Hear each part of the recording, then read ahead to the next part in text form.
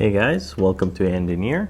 My name's Andy, and in this video I want to show you how to view hidden dimensions in Solidworks drawings. I'll be using Solidworks 2018, so let's begin. So in this example, I have this actuator that I downloaded from McMaster. So let's say I want to show the actuation part by drawing a rectangle. And let's say I want to dimension it, but to a specific size,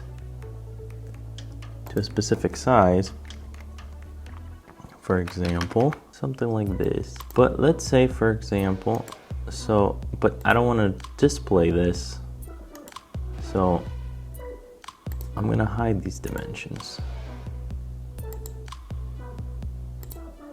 But then I decided to make it longer or change something. I want to bring it back. So what you do is you go to View, Hide and Show, and go to Annotations. And then when you click off of it, it appears. Now if you want to unhide it, you actually have to select it. And then it'll come back from the background.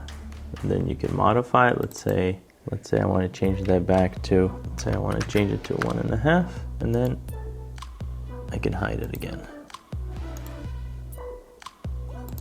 So that's it. Thank you guys for watching. If you like this type of content, hit that subscribe button, and I'll see you on the next one.